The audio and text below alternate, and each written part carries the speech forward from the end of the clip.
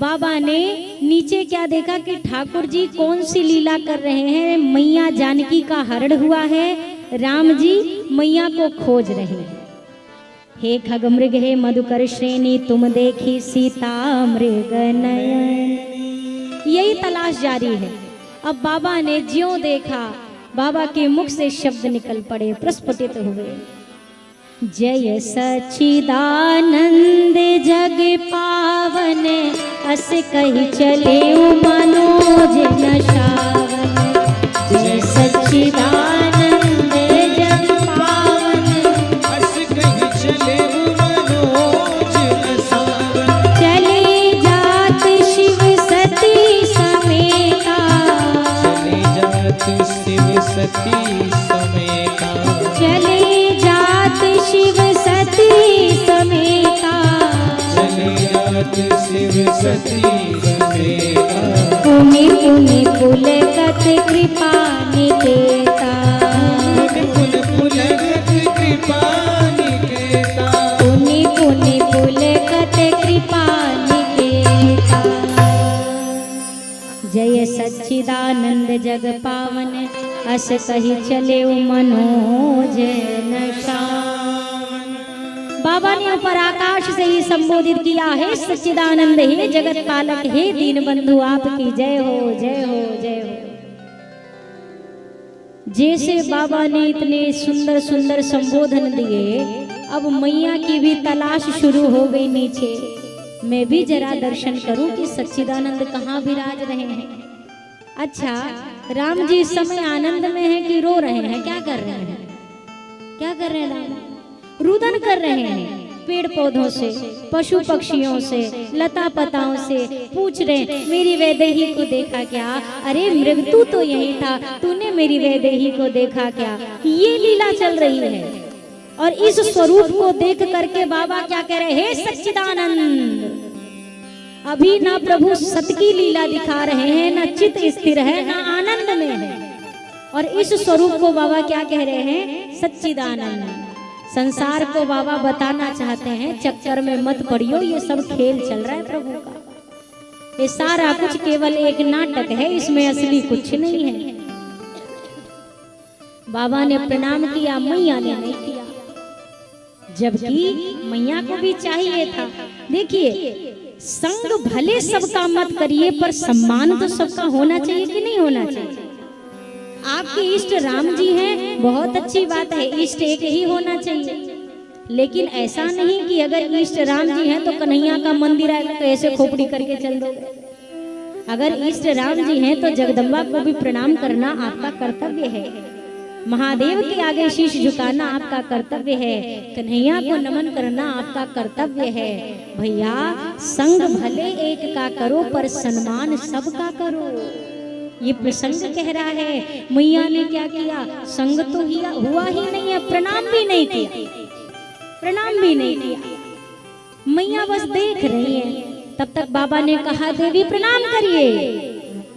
मैया ने कहा, बड़ी देर से हम भी ढूंढ रहे थे सच्चिदानंद को, पर अब तक मिले नहीं, तो प्रणाम नहीं किया। बाबा ने कहा, ढूंढने की क्या जरूरत है, सामने तो खड़े। अब मैया ने जब देखा राम जी मोटे मोटे अश्रुपात करते हुए लीला कर रहे हैं, मैया ने कहा, स्वामी आपने इनको सच्चिदानंद कहा? बाबा ने कहा, और कोई आपको अगल बगल दिखाई दे रहा है? नहीं, दिख तो नहीं रहा, पर ये कैसे? ठाकुर बाबा ने कहा, ना ना ना ना, ये जो चल रहा है इस पे निगाह मत डालना, इस पे निगाह मत डालना। ये जो भी है ये सब लीला है, इनकी वास्तविक स्वरूप का वर्णन कुछ और करूंगा समय निकाल कर, पर अभी प्रणाम करो। मैया ने कहा, रे प्रभु आप कह रहे हैं ये भगवान है। बाबा ने कहा, भगवान तो है ही, साक्षात परात्पर ब्रह्म है, अखिल कोटि ब्रह्मांड के नायक हैं ये। मैया ने कहा, रे प्रभु आप कहते हो ये परात्पर ब्रह्म है, अखिल कोटि ब्रह्मांड के नायक हैं, तो जो ब्रह्मांड का नायक है वो ब्रह्मांड के कण कण की जानकारी भी रखता होगा कि नहीं रखता होगा? बाबा ने कहा, बिल्कुल रखता है। क्या बात करते हैं प्रभु, जिसको कण कण की जानकारी होगी उनको अपनी पत्नी का पता नहीं मालूम होगा।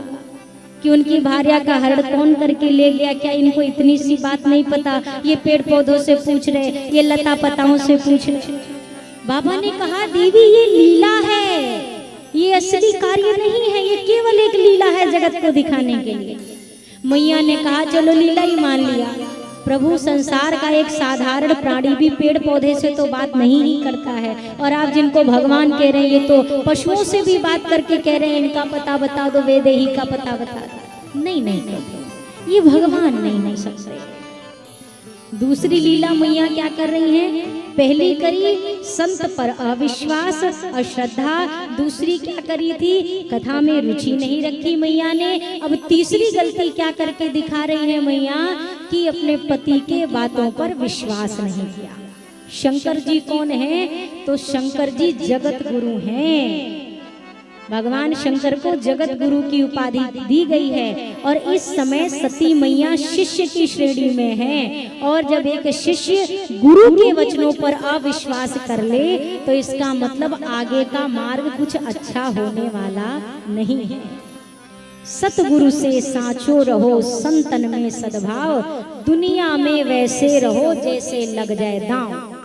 कबीरदास जी कहते हैं कम से कम संसार में कोई एक ऐसा स्थान हो जहां पर व्यक्ति केवल सच बोले। कोई तो एक ऐसा स्थान बनाइए, चाहे भगवान के आगे बना लो, चाहे अपने गुरु के आगे बना लो। बाकी दुनिया में आपको जैसे रहना हो रहे, लेकिन गुरु और भगवान के आगे कभी भी असत्य भाषण नहीं करना चाहिए। और हम सबसे ज्यादा झूठ किसके आगे बोलते हैं? ईमानदारी से बताइए, दिल पे हाथ रख के। किसके आगे सबसे ज्यादा झूठ भगवान से बोलता है? व्यक्ति बोलता है भगवान से। अरे बोलते हैं, विश्वास करो, भले ऐसे ऐसे खोपड़ी हिला दो तो बात अलग है। सही बताओ। अच्छा अभी दूध का दूध और पानी का पानी हो जाएगा।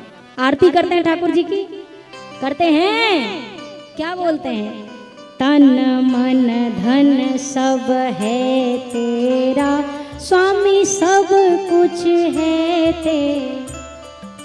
तेरा, तुझको क्या लागे मेरा, ओम जय जगदीश। कहते हैं ना, क्या क्या है ठाकुर जी का? उंगली पे गिनती करो। तन मन धन। ठाकुर जी ने कहा बस तीन। नहीं नहीं नहीं, स्वामी सब कुछ है तेरा। ये जितना है सब, टेंट पंडाल लाइट साउंड, हाँ माप लइका बच्चा सब तो है। ठाकुर जी बड़े प्रसन्न होते हैं। वाह कितना प्यार करता है मुझसे, कितना सब दे दिया। हाँ प्रभु मेरा है क्या? तेरा तुझको अर्पण, क्या लागे मेरा। अरे सरकार मेरा है क्या? आपने मुझे दिया था, मैंने आपको लौटा। बड़ी कृपा सरकार। 5 मिनट बाद नहीं, 2 मिनट में पलटी मार जाता है। सुख संपत्ति घर आवे, कष्ट मिटे तन का, ओम जय जगदीश हरे। भैया देखो, हम केवल आपके हृदय में जो भाव चल रहे हैं हम उसकी चर्चा करें। हम किसी बात पे अश्रद्धा की बात नहीं कर रहे हैं।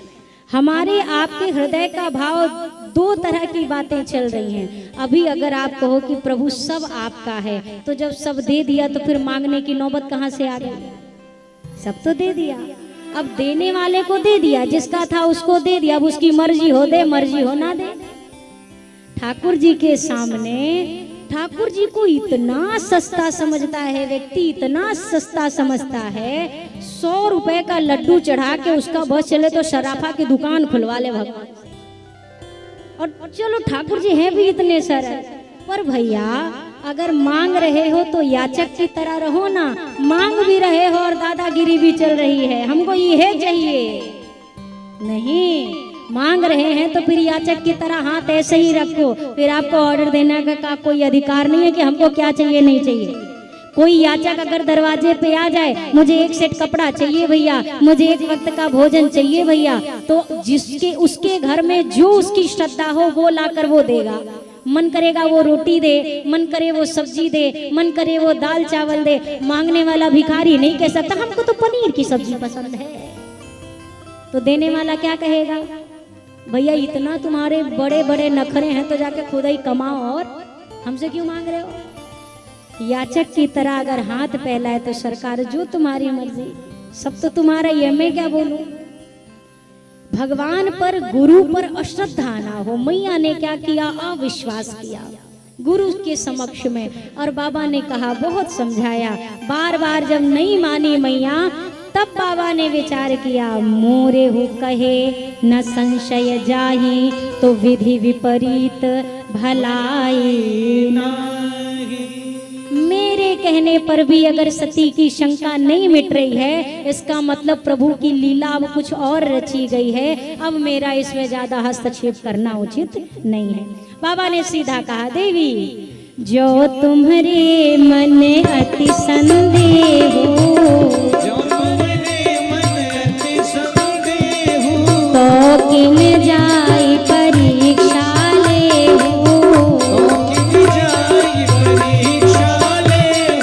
तब लगी बैठिया हूँ बट छाए, जब लगी तुम आई हो मोहि पाही, चली सती शिव आय सुपाई, करई विचार करो का भाई, ऐसे कही जपन लगे हरि नामा, गई सती जहाँ प्रभु सुख धामा, सोई सोई जो राम रचि राखा, को करी तरक बढ़ावई शाखा, मंगल भवन अमंगल हारी, सब गाइए, मंगल भवन अमंगल हारी, प्रभु सुदशरथ अजिर बिहारी, प्रभु सुदशरथ अजिर बिहारी। बाबा ने मैया से कहा, अगर इतनी ही शंका है सती तो स्वयं जाकर परीक्षा ले लो, परीक्षण करके आओ, फिर बताना कि ये भगवान है कि नहीं है, ब्रह्म है कि नहीं है। मैया को भी लगा ये सही रास्ता है, मैं खुद जाऊंगी परीक्षा लेने। भक्ति हमेशा परीक्षा देती है और बुद्धि हमेशा परीक्षा लेती है। मैया चल पड़ी, इधर मैया का प्रस्थान हुआ और इधर बाबा का आरंभ हो गया। क्या आरंभ हुआ, होई ही सोई जो राम रचि राखा। बाबा अपने निज मन से कह रहे हैं, कोई परेशानी की बात नहीं, कुछ सोचने की आवश्यकता नहीं, वही होगा जो विधाता ने लिख रखा है। इसमें तर्क या वितर्क करने से कुछ भी हाथ लगने वाला नहीं है। हम भी जीवन में इस बात की स्मृति कभी ना कभी करते हैं, जब कभी कोई काम ज्यादा जटिल हो जाता है ना, जब अपने हाथ से बाहर चला जाता है, तब आदमी सोचता है जो भगवान करे सोई ठीक है। पर ये कहने के पीछे भी व्यक्ति का विश्वास पक्का नहीं होता, अभी भी ये 50-50 में चलता है, होगा कि नहीं होगा, ठीक करेंगे कि नहीं करेंगे। और जब तक पक्का विश्वास न हो तब तक बात बनने वाली नहीं है। बाबा पूर्ण विश्वास से, बाबा चिंता में नहीं बैठे भैया, बाबा चिंतन में बैठ गए।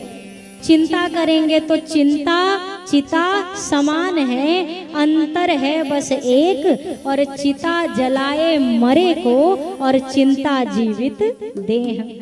एक ही फर्क है चिंता और चिता में, एक बिंदी लगा दे तो क्या बनेगा, चिंता, और बिंदी हटा लो तो चिता।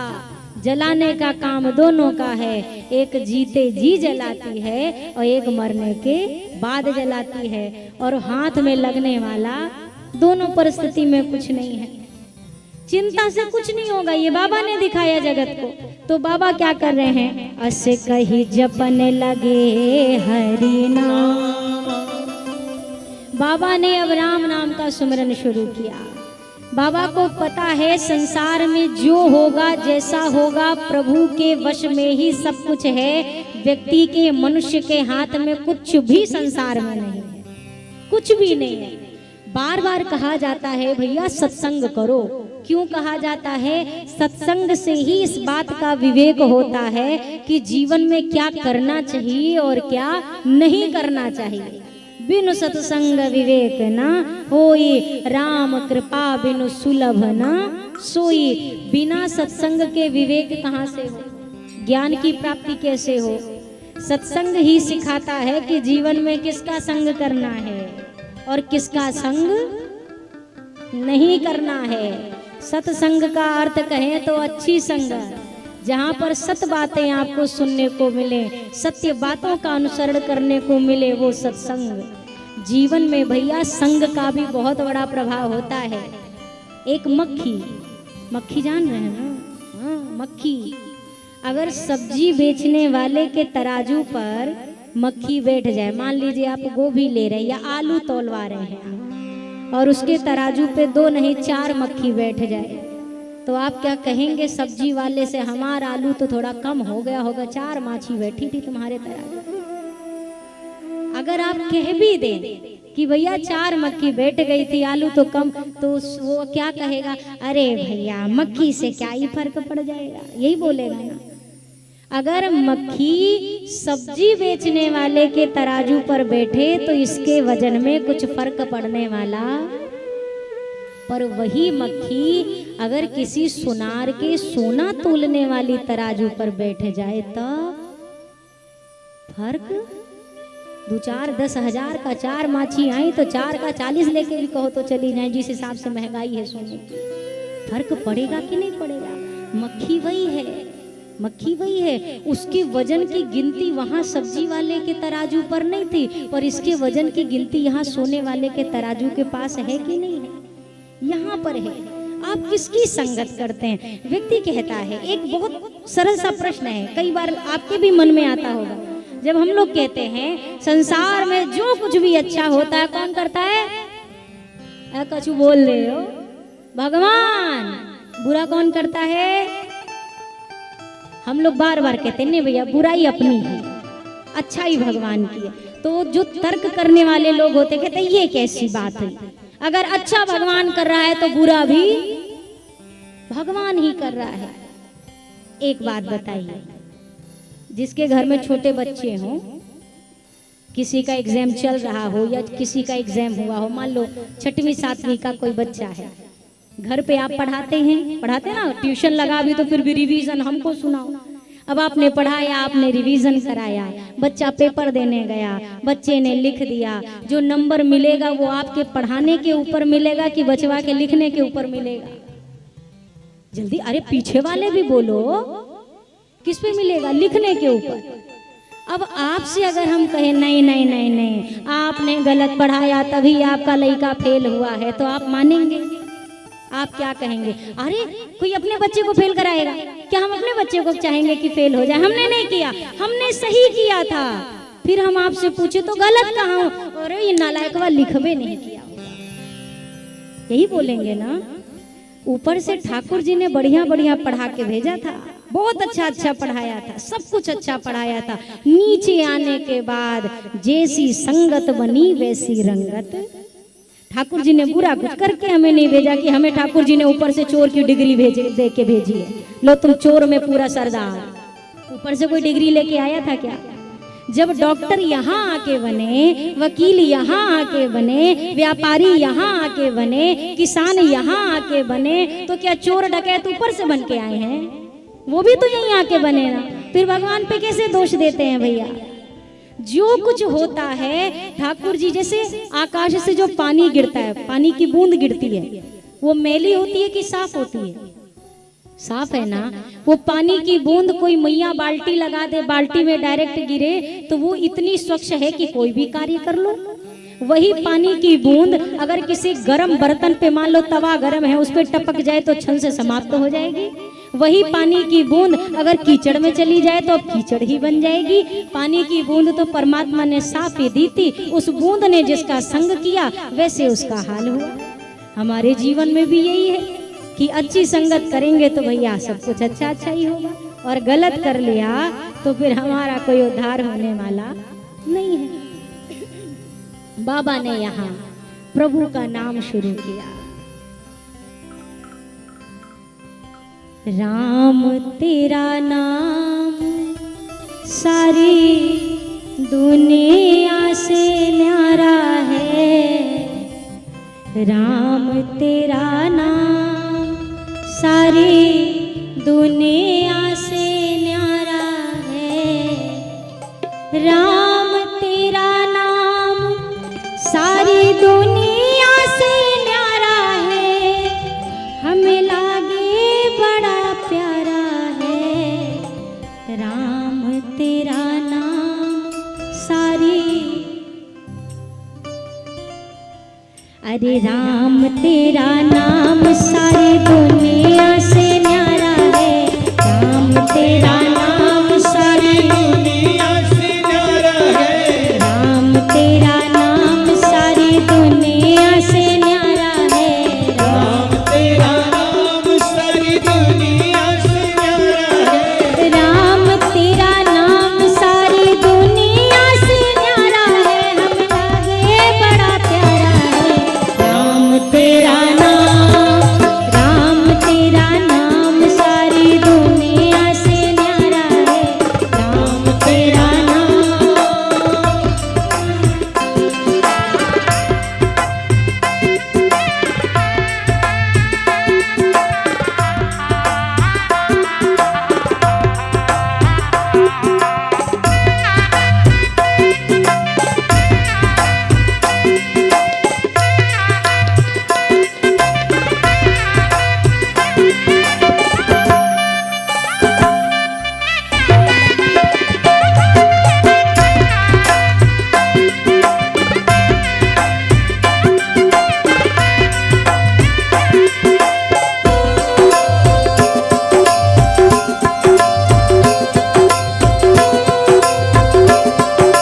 बोली अवध बिहारी सरकार की।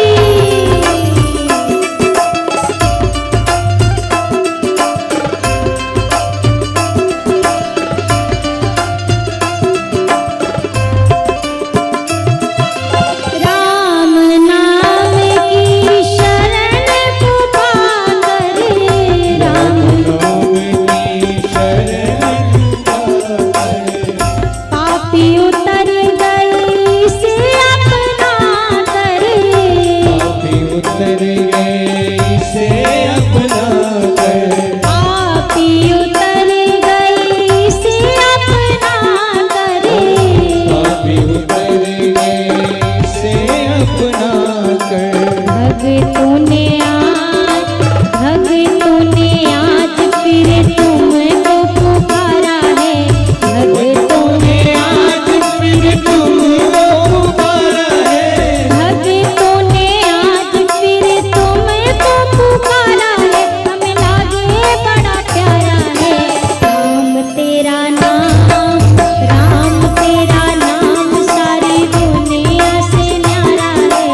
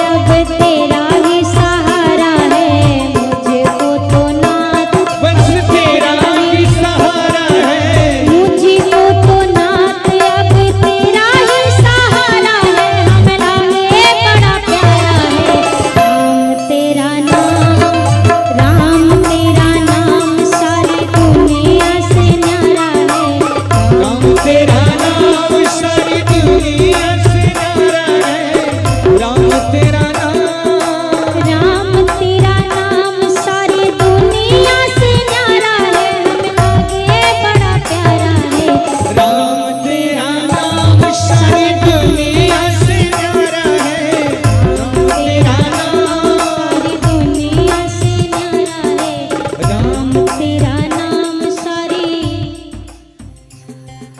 राम तेरा नाम सारी, राम तेरा नाम सारी दुनिया से न्यारा है, हमें लागे बड़ा प्यारा। राम तेरा नाम सारी दुनिया से, मुझको तो नाथ अब तेरा ही सहारा, मुझको तो नाथ अब, हमको तो नाथ अब तेरा ही सहारा है, हमें लागे बड़ा। राम तेरा नाम सारी, प्रभु तेरा नाम सारी, दोनों हाथ ऊपर करें। राम तेरा नाम सारी दुनिया से न्यारा है, राम तेरा नाम सारी दुनिया से न्यारा है, राम तेरा नाम सारी दुनिया से न्यारा है, हमें लागे बड़ा प्यारा है। राम तेरा नाम सारी दुनिया से न्यारा है, राम तेरा नाम सारी दुनिया से न्यारा है, राम तेरा नाम सारी दुनिया से न्यारा है, राम तेरा नाम, राम तेरा नाम, राम तेरा नाम।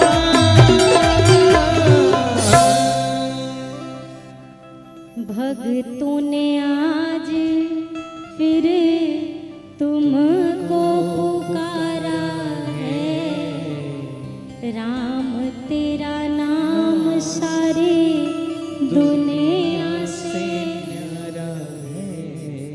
बाबा ने कहा इसी से सारा कार्य होना है। बाबा राम नाम जपने लग गए। मैया प्रभु के पास पहुंची, पुनि पुनि हृदय विचार करी, धरि सीता कर रूप, आगे होई चली पंथ तेहि, जेहि आवत नर भूप। विचार किया मैया ने।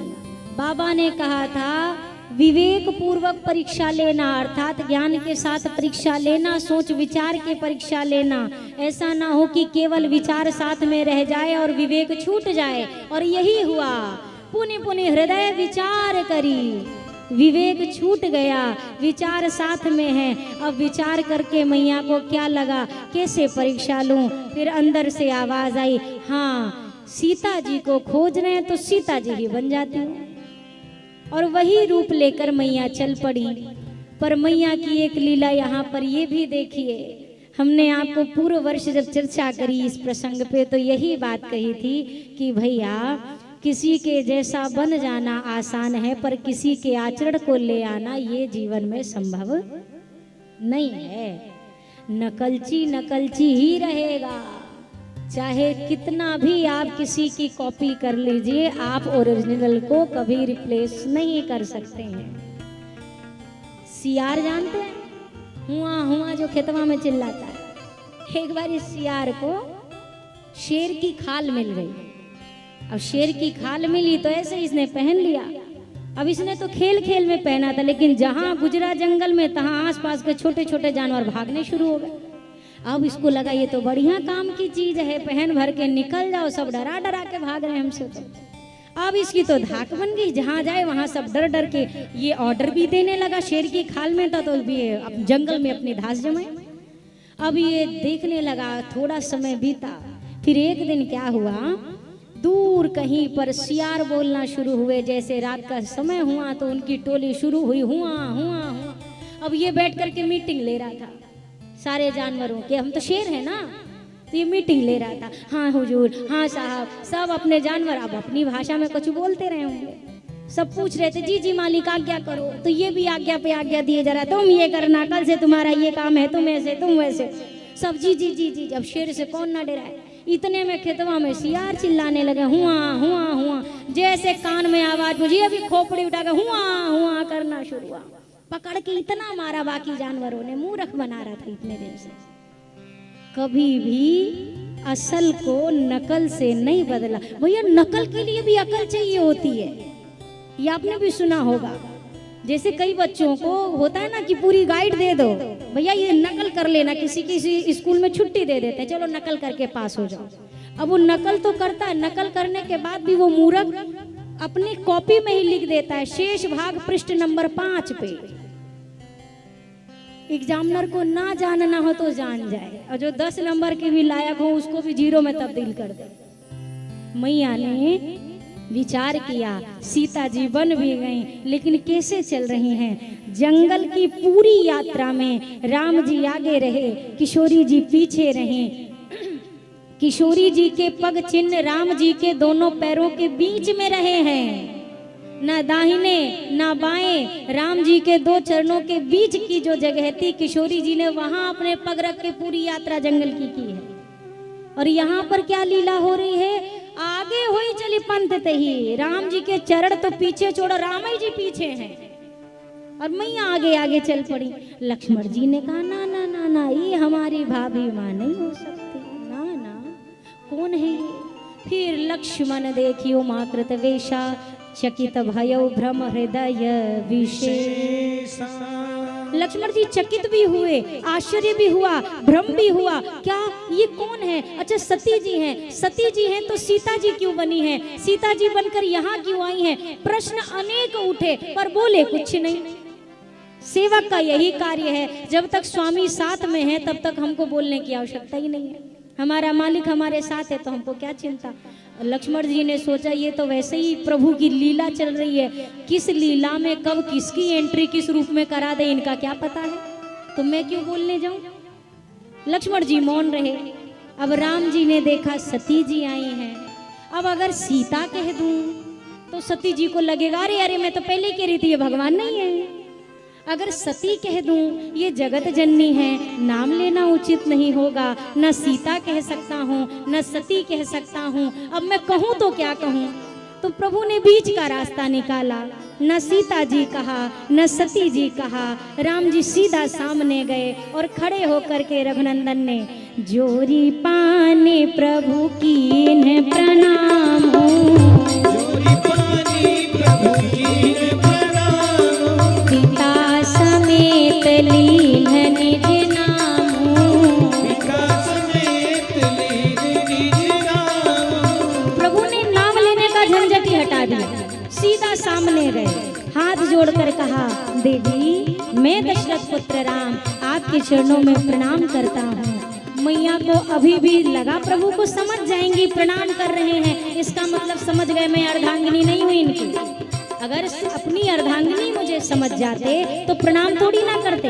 प्रभु ने प्रणाम किया ही इसलिए मैया समझ जाओ कि मैं आपको पहचान गया, अगर सीता होती तो वो मुझे प्रणाम करती, आप सती हैं इसीलिए मैं आपको प्रणाम कर रहा हूँ। सती जी अब भी नहीं समझी, ठाकुर जी को लगा थोड़ा सा और कुछ बोलना पड़ेगा। प्रभु ने कहा कहे बहोरी कहाँ वृष के तू, बहोरी कहाँ वृष के तू, विपिन अकेली बिरहु के हेतु, विपिन अकेली बिरहु के हेतु, विपिन अकेली बिरहु के हेतु। ठाकुर जी ने कहा देवी धर्म की ध्वजा को वृष केतु कहें, वृष कहते हैं वृषभ, वृषभ अर्थात जैसे नंदी जी का स्वरूप है, तो बैल को धर्म का स्वरूप माना गया, धर्म का प्रतीक माना गया। तो ठाकुर जी ने कहा धर्म की ध्वजा को धारण करने वाले मेरे शिव शंभू कहाँ हैं और आप इस जंगल में अकेले क्यों विचरण कर रही हैं। देवी आपको नहीं पता बड़ा खतरनाक जंगल है, सीता को कुछ पल अकेला छोड़ा राक्षस हरण करके ले गया, आप जंगल में अकेली क्यों विचरण कर रही हैं। अब जाके सती मैया को होश आया, ओ ये तो पहचान गए। सती जी सोची अब बोलूं तो क्या बोलूं, अब कहूं तो क्या कहूं। सती जी उल्टे पांव लौट गई, ना कुछ कहा ना कुछ बोला, लौटने लगी। ठाकुर जी ने सोचा अब इतनी दूर मेहनत करके आई है तो इस मेहनत का कुछ तो फल देना चाहिए। ठाकुर जी ने एक लीला दिखाई। क्या लीला दिखाई? सती मैया भी आगे आगे जा ही रही थी, इतने में सती जी को क्या दिखाई दिया, सामने से राम जी और लक्ष्मण जी चले आ रहे हैं। सती जी ने सोचा इतनी जल्दी आगे आ गए, अभी अभी तो पाछे थे, आगे आ गए। सती जी ने दाहिनी ओर घूमकर देखा, अरे इनके साथ तो सीता जी भी हैं, राम जी भी हैं और लक्ष्मण जी, ये तीनों कैसे एक साथ हैं, सीता जी का तो हरण हो चुका है। बाईं ओर मुड़कर देखा, अरे सारे विश्व के जितने देवी देवता हैं सब इनके चरणों की सेवा में बैठे हुए हैं। अरे और तो और देवादिदेव महादेव भी इनके चरणों में बैठे हैं। बाबा यहाँ पर हैं तो वहां कौन है वट वृक्ष के नीचे? सीता जी इनके साथ में है तो रावण किसको लेकर गया है? अगर ये यहाँ से आ रहे हैं और देखते देखते सती जी को यहाँ तक लीला दिखी कि सती जी भी भगवान की सेवा में बैठी हैं। अब मैया सोच रही है अगर वहां मैं हूं तो मैं कौन हूं? ये कौन है? वहां कौन है? इधर कौन है? यहाँ से कौन आ रहा है? मैया की बुद्धि ऐसी चकराई, मैया ने कहा अब नहीं ठिकाना मिलेगा। नयन मूदी बैठी मगमाही। जब व्यक्ति कहीं धूप में चल रहा हो और अचानक चक्कर आने लगे तो वो ये नहीं देखता कि साफ जगह मिले तब वहां हम झाड़ पोछ के बैठे हैं। वो जहां पाता वहीं धम्म से बैठ जाता है। उसके शरीर की सामर्थ्य नहीं होती कहीं जगह ढूंढने की। वो जहां पाता वहीं आंख बंद करके बस बस बस बस बैठ जाए। आदमी के अरे अरे चबू ना ना ना ना कोई चबूतरा नहीं, पानी नहीं, बस हमको बैठने दो थोड़ी देर, अभी कुछ काम नहीं कर रहा है। मैया सती की बुद्धि चकरा गई, कुछ काम नहीं कर रहा है, वहीं जहां थी मार्ग में ही बैठ गई। थोड़ी देर बाद थोड़ी स्थिरता आई, नेत्र खोला, देख रही हैं ना राम जी हैं, ना किशोरी जी हैं, ना बाबा हैं, ना मैं हूँ, सब यही तो आए थे, सब कहाँ गए? अब समझ में आया, अरे मैं शंकर कर कहा ना माना, निज अज्ञान राम पर आना। कितनी बड़ी मैंने चूक करी, मेरे पति के बातों पर अविश्वास किया। पति तो पति, मेरे महादेव जगत गुरु हैं, मैंने गुरु के बातों पर विश्वास नहीं किया और परीक्षा लेने चली आई। कोई बात नहीं, कोई बात नहीं, जाकर सब सच सच बता दूंगी, कुछ भी नहीं छुपाऊंगी, लेकिन पूछेंगे तो कहूंगी क्या? एक मन कहता है सच बोलना है, दूजा मन कहता है अरे खुद ही तो हट करके आई थी सती, क्या उत्तर दोगी जाकर? उसी उथल पुथल को लिए सती मैया पहुंच गई बाबा के पास। अब बाबा मुस्कुरा रहे हैं। बाबा को तो पता ही है कि इतनी आसानी से प्रभु का कोई पार पाएगा क्या? अरे परीक्षा से आज तक भगवान किसी को मिला है क्या? भगवान प्रतीक्षा से मिला है, भगवान समीक्षा से मिला है, लेकिन भगवान परीक्षा से थोड़ी ना पास करके आप पा सकते हो भगवान को। भगवान को परीक्षा दी जाती है भैया, भगवान से परीक्षा ली नहीं जाती है। माताएं थोड़ा थोड़ा सा आप आगे आ जाएं, जैसे पीछे जो भी भक्त आ रही हैं माताएं, उनको बैठने की जगह हो जाए। बीच में गैप है, आप सब थोड़ा थोड़ा सा आगे बढ़ जाए। सीता हाँ, थोड़ा थोड़ा सा खिसक लीजिए, आज तो दूसरा ही दिन है, थोड़ी थोड़ी जगह बना लीजिए आगे आगे।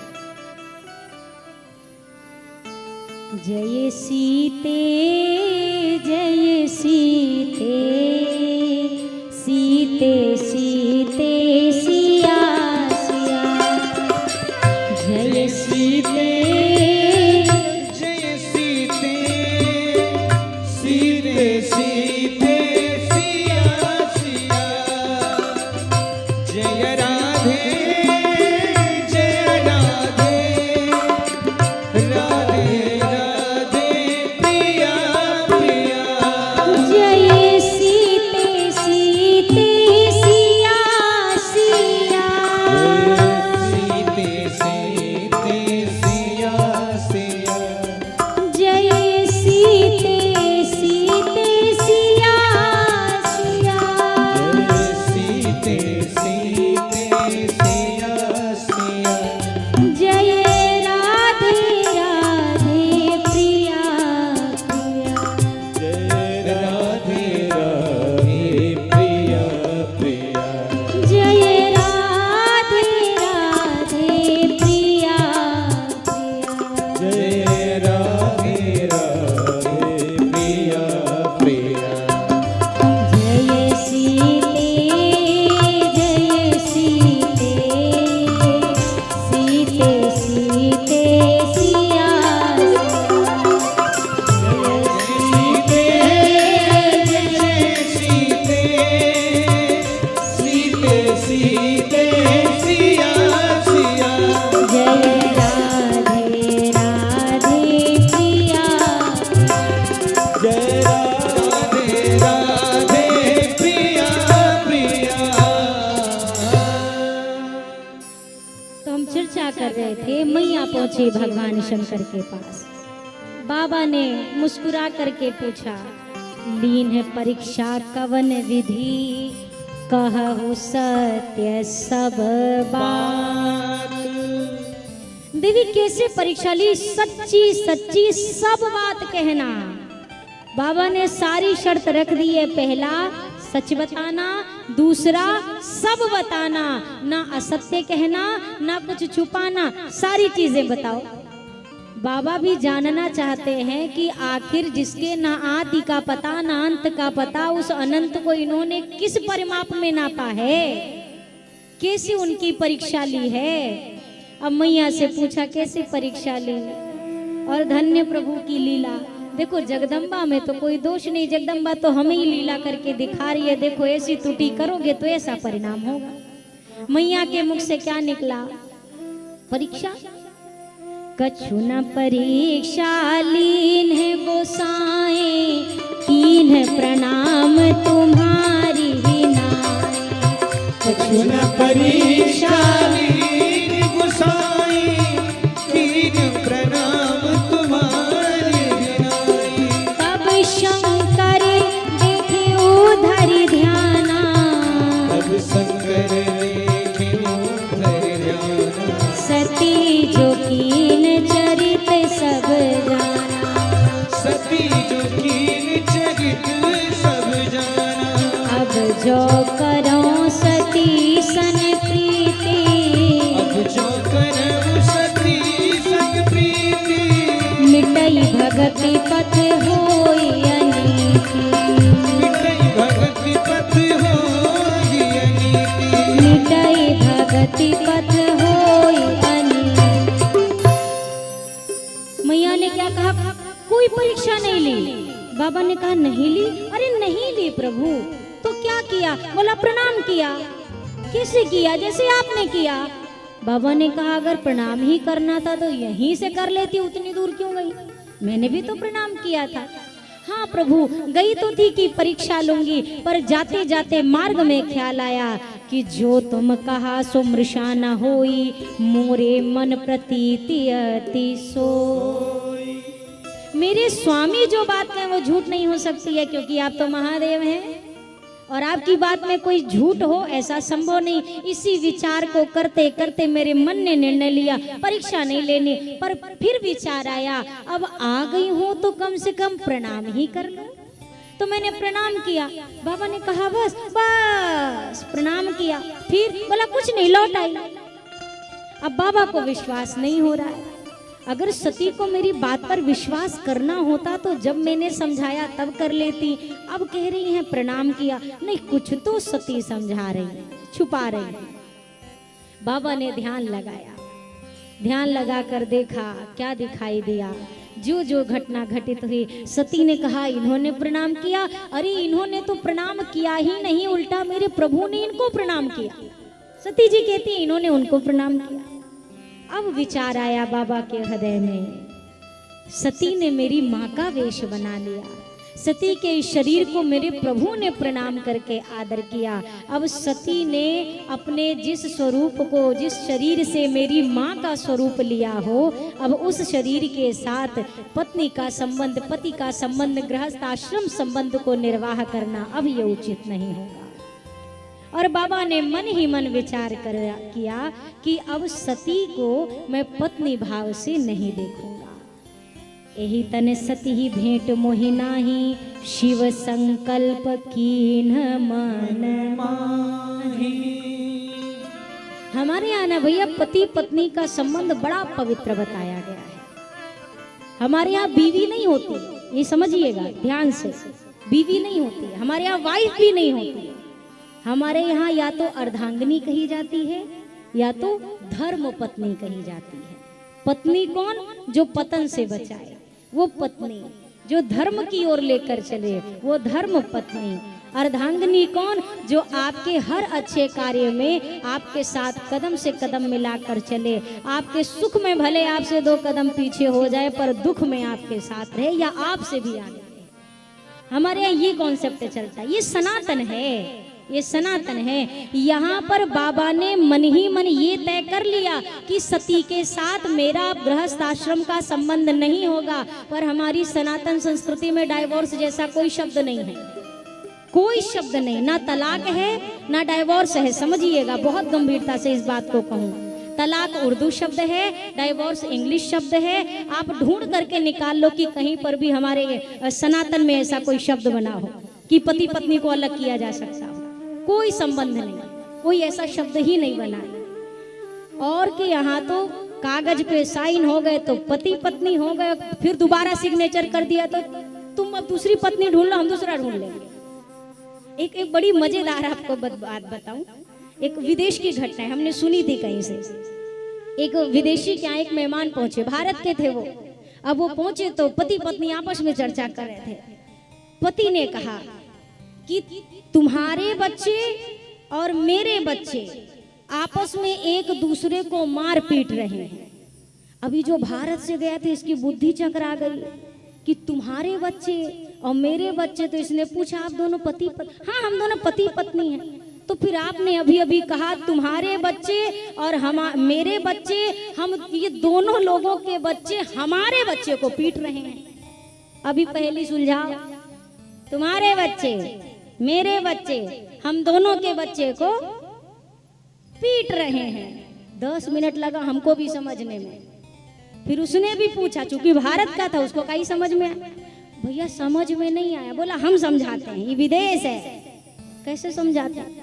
तुम्हारे बच्चे अर्थात ये जो मेरी धर्म पत्नी है ना, ये जो मेरी वाइफ है, ये पहले किसी और की वाइफ थी, तो ये बच्चा इनका है। जो हम हैं, हमारी जो वाइफ थी वो और किसी की वाइफ है, ये बच्चा हमारा है। तो अब ये जो पिट रहा है ये हम दोनों का है।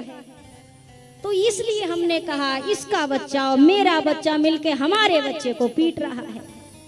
हमारे यहाँ ऐसा कोई कॉन्सेप्ट नहीं। यहाँ तो माता जी लोग 7 जन्म तक पीछा छोड़ने तैयार नहीं है। 7 के पहले तो कोई वही नहीं है, कुछ नहीं। मिले ना मिले वो ठाकुर जी जाने, लेकिन मन में यही है कि अब जो जोड़ा बन गया वो 7 तक तो चलेगा। 7 तक जिसका बढ़िया है वो ठाकुर जी से कहता है 1 आध जन्म और प्रमोशन कर देना, और जिसको थोड़ा सा दिक्कत है तो ठाकुर जी से कहता बस यही कृपा करना, यही 7वां हो, ये वाला 7वां हो, यही जो है मामला रफा दफा हो जाए। यहाँ बाबा का दर्शन करिए।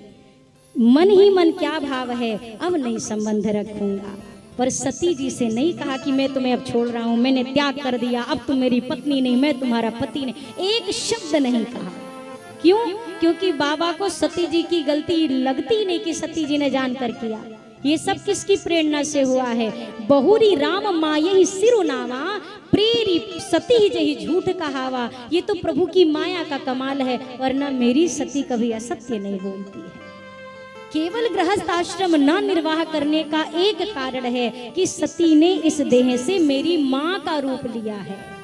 एकमात्र ये कारण जिसकी वजह से मुझे ये निर्णय लेना पड़ रहा है। बाबा कथा सुनाने लगे। बाबा समाधि में चले गए। 87,000 वर्षों की समाधि। 87,000 वर्ष बीते। मैया समझ चुकी हैं मेरा परित्याग कहीं ना कहीं बाबा ने गृहस्थ आश्रम के इस जो प्रेम का बंधन था, बाबा ने कहीं ना कहीं से मुक्त कर दिया मुझे। मैया का देह विरह की अग्नि में जल रहा है। गलती हुई है मुझसे, मैंने सुनी नहीं बाबा की बात। स्वामी की बात सुन ली होती तो आज ये दुसह दुख ना भोगना पड़ता। मैंने अभी प्रारंभ में कहा भैया कभी कभी ना सुनने का भी स्वभाव बनाइए, सुनने का स्वभाव बनाइए। कबीरदास जी यही तो कहते हैं, भली बुरी सबकी सुन लीजिए,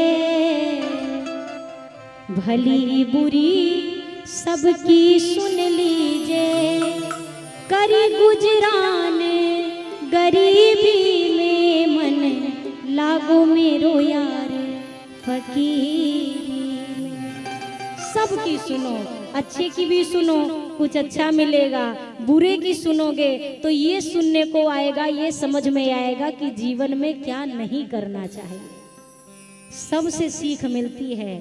अच्छा आदमी वो सिखाता है कि जीवन में क्या करना है, बुरा आदमी ये सिखाता है कि जीवन में क्या नहीं करना है। 87,000 वर्ष बाद बाबा ने नेत्र खोले, मैया दौड़ करके पहुंची, प्रणाम किया, बाबा ने कथा सुनाना शुरू किया। बाबा का जीवन कहता है कि जीवन में प्रभु की कथा ही आपकी व्यथा को दूर कर सकती है और कोई दूसरा माध्यम नहीं। सीधा कथा पे पहुंच गए। इधर एक घटना घटी, सती जी के पिता राजा दक्ष को प्रजापतियों का नायक बना दिया गया और नहीं असको जन्मा जगमाही प्रभुता पाई जाही मदना। राजा दक्ष ने अभिमान के नशे में विशाल यज्ञ का आयोजन किया। विशाल यज्ञ क्यों आयोजित किया गया है? एक उद्देश्य है, मुझे अपने जमाता शंकर से प्रतिशोध लेना है। बदले की भावना से किया गया धर्म का कार्य भी आपको शुभ फल देने में सामर्थ्य नहीं रखता है।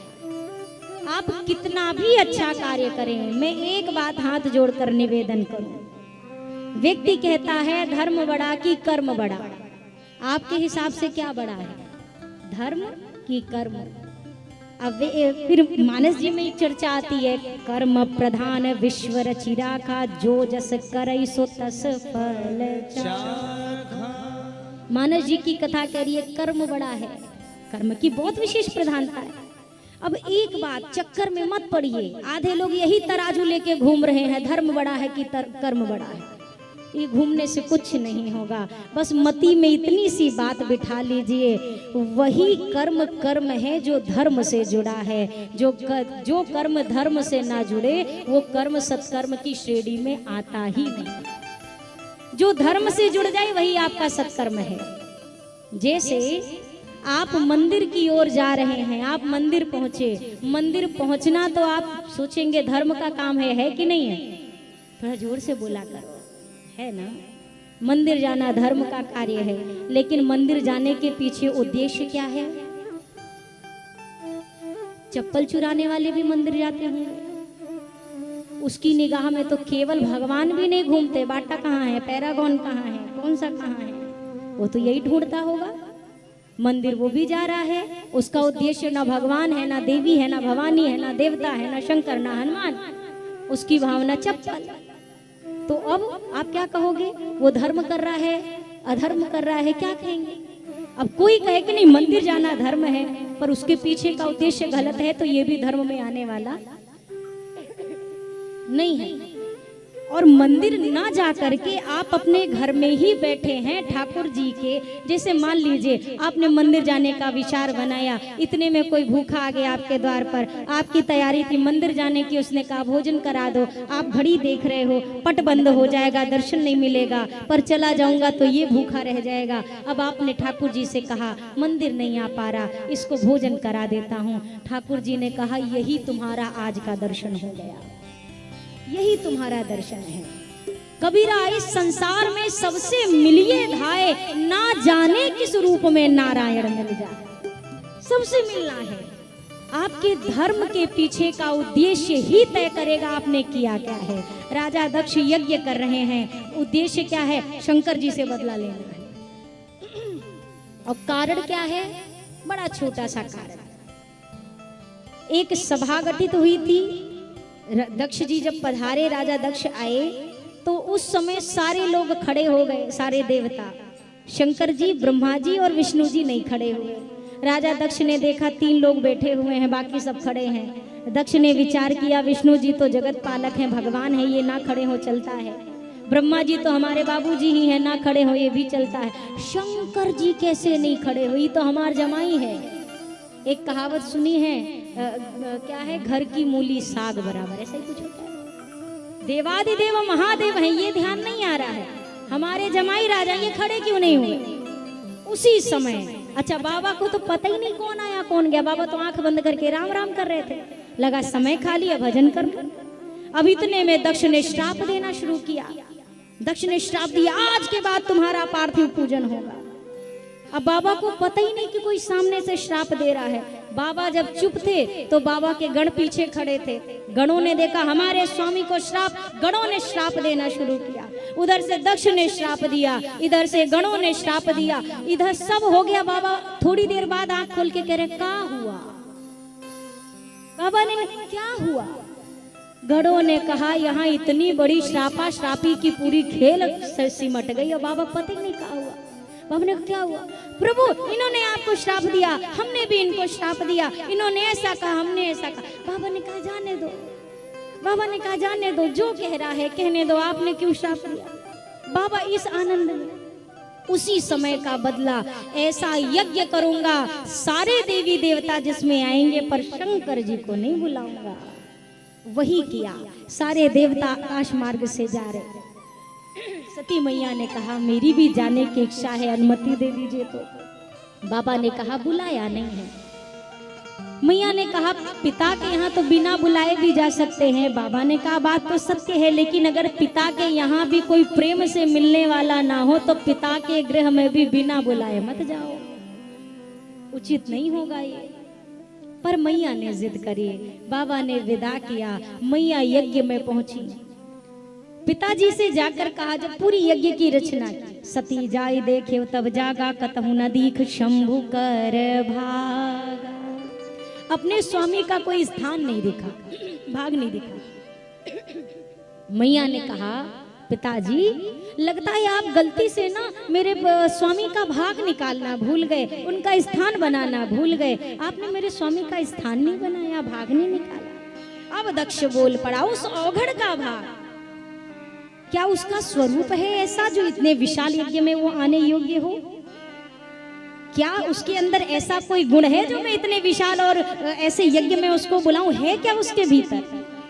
इतने अब शब्द कहे। मैया सती ने कानों पर हाथ रख लिया। अब समझी क्यों मेरे स्वामी ने मुझे आने से मना किया था। अधिकार है मेरे जीवन को ऐसा पिता, और इनके रक्त जो मेरे शरीर के अंदर प्रवाहित हो रहे हैं, और इस पिता जिसने मेरे स्वामी को इतना निंदित किया, इतना घृणित शब्द बोले, इतने कटु वचन बोले, अब मैं शरीर को नहीं रखूंगी। जिस शरीर में इसका रक्त दौड़ रहा हो, इस शरीर को ही समाप्त कर दूंगी। सभा के मध्य में मैया ने अपने दाहिने पांव के अंगुष्ठ से योगाग्नि प्रकट की और सभा के मध्य में स्वयं को जलाकर सती मैया ने भस्मीभूत कर दिया। ज्यों सती मैया ने देह त्यागा, हाहाकार मच गया। गढ़ों ने यज्ञ विध्वंस करना शुरू किया। बाबा को खबर पहुंची। बाबा ने जटाओं से वीरभद्र को प्रकट किया। वीरभद्र आए, दक्ष का मस्तक उखाड़ा, यज्ञ मंडप में स्वाहा कर दिया। जो जो देवताओं ने जैसा जैसा व्यवहार शिव जी की निंदा सुनकर किया था, सभी को यथाचित फल दिया। और अंततो गत्वा दक्ष का यज्ञ विफल है, नहीं पूर्ण हो सका। सती मैया के जलते हुए देह को लेकर बाबा आकाश में विचरण करने लगे। भगवान विष्णु ने अपने सुदर्शन से उस शरीर के जलते हुए देह के 51 भाग किए, जो 51 जगह पर गिरे, जिससे 51 मुख्य शक्ति पीठ की स्थापना हुई।